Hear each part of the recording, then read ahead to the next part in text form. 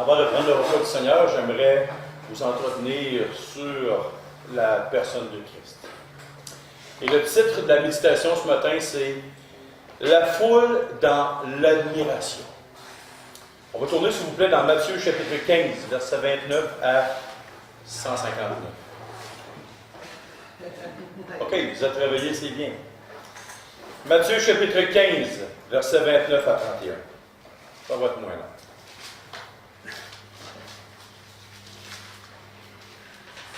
Matthieu chapitre 15,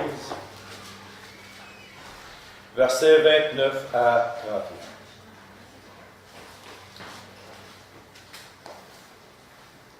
Avant de lire le texte, on va lire le texte et ensuite. Jésus quitta ces lieux et vint près de la mer de Galilée. Étant monté sur la montagne, il s'y assit. Alors s'approcha de lui une grande foule, ayant avec elle des boiteux, des aveugles, des muets, des estropiés et beaucoup d'autres malades. On les mit à ses pieds et il les guérit, en sorte que la foule était dans l'admiration de voir que les muets parlaient, que les estropiés étaient guéris, que les boiteux marchaient et que les aveugles voyaient. Et elle glorifiait Dieu, le Dieu d'Israël. Quelque chose qui a étonné la foule. Et avec raison. Si j'avais été là, dans ce moment-là, ça aurait fait « Wow! » J'aurais été vraiment étonné. Aujourd'hui, je suis encore étonné. Surtout depuis que j'ai commencé à faire des jardins. Je prends une petite semence qui ne sent rien, qui ne goûte rien, qui est dure et qui, selon moi, ne vaut pas grand-chose. À mes yeux, je regarde ça, pas trop fort. Je mets ça dans de la terre, je la terre, je l'arrose, et il y a quelque chose qui commence à pousser. Et là, ce qui m'étonne encore le plus, c'est quand moi j'arrose, je vois ça pousser tranquillement. Et là, quand il y a une pluie abondante de Dieu, ça pousse 2 fois mieux que ce que moi j'ai pu faire dans toute la semaine. Et en une fois. Il y a toutes les fois qu'il pleut, ça pousse. C'est incroyable. Ça m'étonnera toujours. C'est quelque chose qui dépasse ma capacité intellectuelle. Un petit rien du tout qui donne quelque chose qui goûte, qui sent, qui a une forme différente et parfaite, dans une petite semence. Et là, ces gens-là, et toutes les foules qui regardent ça, les jardins, sont étonnés. On est tous étonnés, on voit ça. Et même dernièrement, j'ai appris, il y a quelques années, j'ai appris que les éclairs jouaient un rôle très important parce que la végétation pousse très vite. Et ceux qui sont intéressés, vous irez voir sur mon nouveau compte Facebook, j'en parle un petit peu de pourquoi. Et ça m'étonne. Et là, cette foule-là ont été étonnés de voir Christ faire ces miracles. Ils venaient à ses pieds et ils étaient étonnés. Qu'est-ce que ça veut dire, le mot admiration? Ça vient du mot admirer. J'ai cherché dans le dictionnaire. Et ceci, ça dit ceci. Considérer avec étonnement, mêler de plaisir ce qui paraît beau et merveilleux. Admirer, ça veut dire, tu regardes ça avec étonnement, puis tu as un plaisir incroyable de voir ce qui est beau et ce qui est extraordinaire. Quand les gens voyaient, hey, imagine-toi, là, quelqu'un qui boit, qui complètement tout croche, se lève, en un instant, devant tout le monde, et c'est fait. Quelqu'un qui était aveugle, qui ne voyait rien, et en un instant, il voit tout. C'est incroyable. Quand j'étais plus jeune, j'avais des lunettes. Là, maintenant, j'en ai plus de lunettes. Et pourquoi? J'ai eu une opération laser. Ça l'a corrigé un petit peu. Mais jamais la science, la technologie, l'homme pourrait se guérir complètement juste en une parole ou un geste. C'était impossible. Ça devait être un étonnement incroyable. Mais là, on va voir quelque chose. dans Jean chapitre 5, s'il vous plaît. Le Seigneur Jésus a dit quelque chose de spécial. Ça devait être incroyable les miracles qu'il a fait. Mais dans Jean chapitre 5,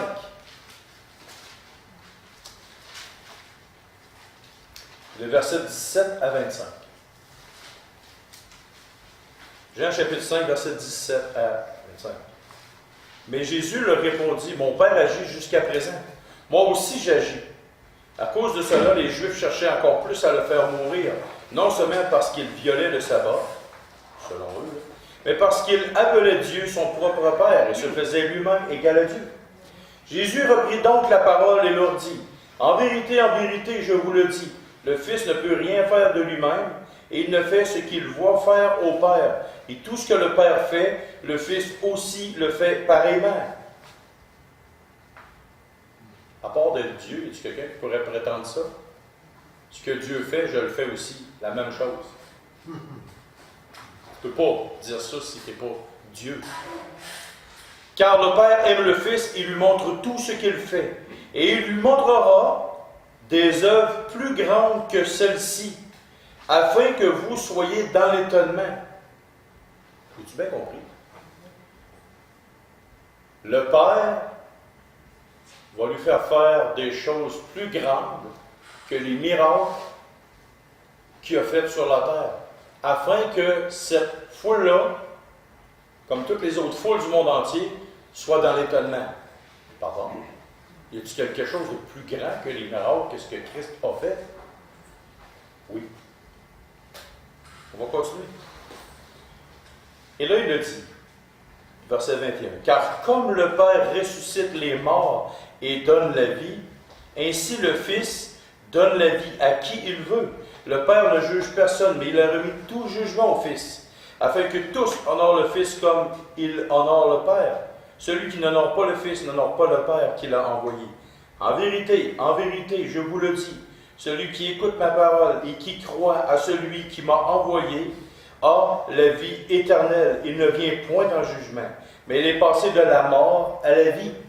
En vérité, je vous le dis, l'heure vient, et elle est déjà venue, où les morts entendront la voix du Fils de Dieu, et ceux qui l'auront entendu vivront. Un petit peu. Là, le Seigneur Jésus est en train de nous dire, vous allez voir des œuvres plus grandes que les miracles que j'ai faits. Je vais donner la vie éternelle à ceux qui croient en moi, et comme si ce n'était pas assez, je vais les faire sortir du tombeau. Des millions et des millions de personnes, leur corps va ressusciter du tombeau quand ils vont entendre ma voix, quand je vais les appeler. Hey! Mais il y a encore quelque chose de plus grand que ça. Là, vous disiez, ça se peut pas, là. Oh oui. Il y a encore quelque chose de plus grand que ça, afin que la foule soit dans l'étonnement. Et cette foule-là, ça va être nous. La foule céleste aussi, les frères célestes des anges, vont être dans l'étonnement. Voulez-vous savoir c'est quoi? Ça vous tente-tu? Quelque chose de plus grand que de faire des miracles, quelque chose de plus grand que de faire sortir des millions de personnes de la tombe, en un instant, en un clin d'œil. Romains 3, 9 à 12 nous dit que nous sommes tous coupables, dignes d'être jugés devant Dieu. On va tourner, s'il vous plaît, dans 1 Corinthiens, chapitre 6, versets 9 à 11.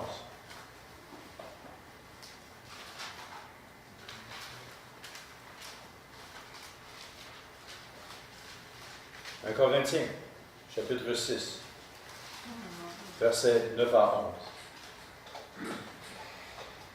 Romains nous dit que nous sommes tous injustes, pas même un seul fait le bien. Tous sont coupables, tous sont pervertis devant Dieu.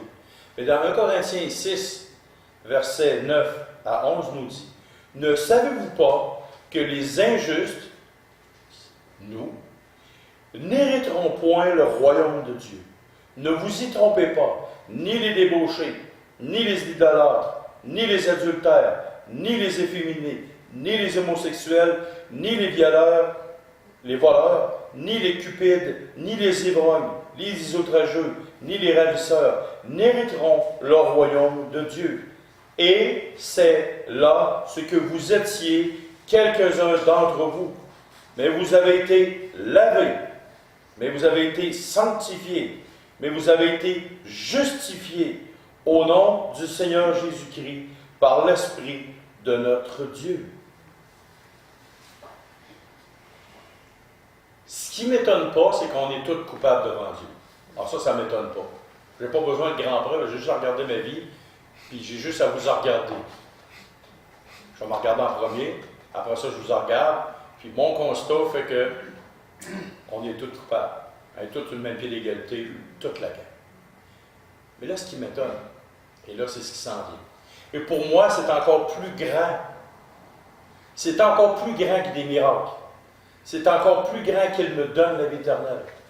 C'est encore plus grand qu'il nous donne la vie éternelle. Ce qui s'en vient, c'est encore plus grand que des millions de morts qui sortent des tombes.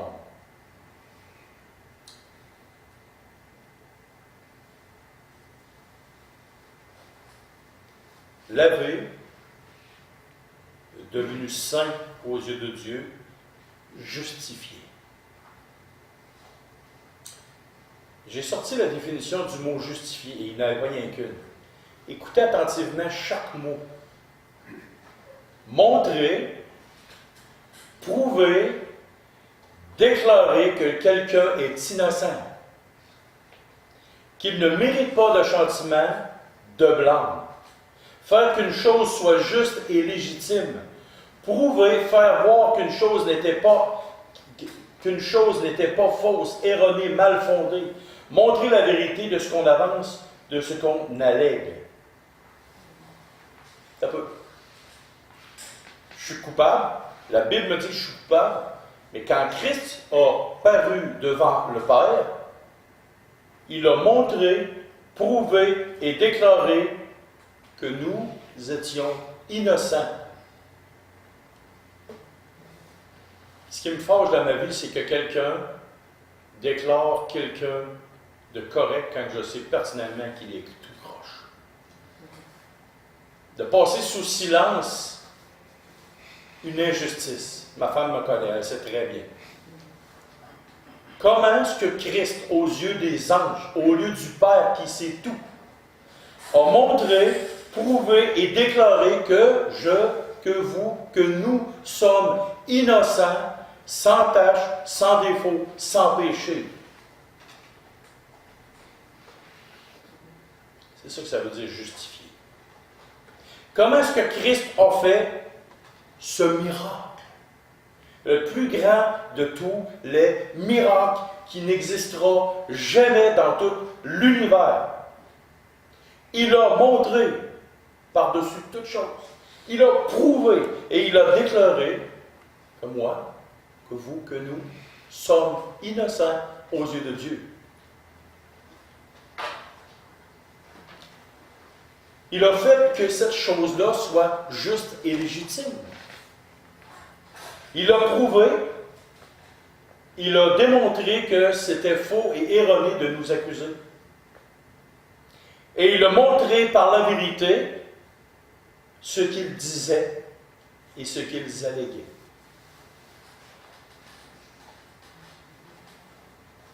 Là, j'ai de la misère.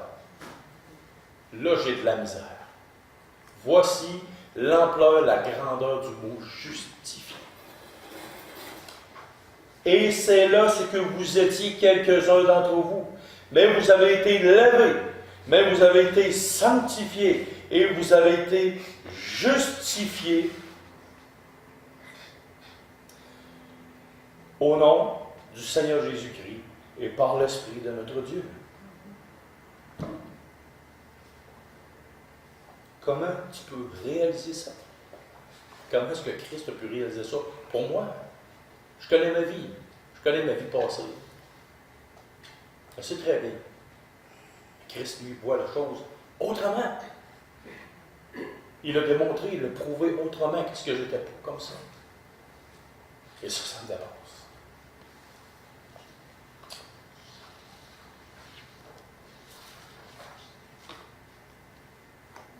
Quand j'ai étudié ça ce matin, j'ai demandé à l'Esprit de Dieu ce matin, on va dire plutôt cette nuit, quand je me suis réveillé, j'ai demandé à Dieu de toucher profondément mon cœur, mon âme, et c'est ce qu'il a fait. Alors, je pense qu'on va prendre un temps, avant de prendre le repas du Seigneur, pour méditer là-dessus. Comment est-ce que Christ a fait ce miracle d'établir ma justice devant Dieu et devant les anges? Hey, les anges m'ont vu grandir depuis que je suis tout là, depuis que je suis tout petit. Les anges savent très bien. Dieu sait très bien, il connaît toutes choses. Christ aussi le connaissait, le Saint-Esprit aussi le connaissait. Et il a démontré, prouvé, hors de tout doute, que j'étais innocent, que ce n'était pas fondé de m'accuser. Prenons un temps pour adorer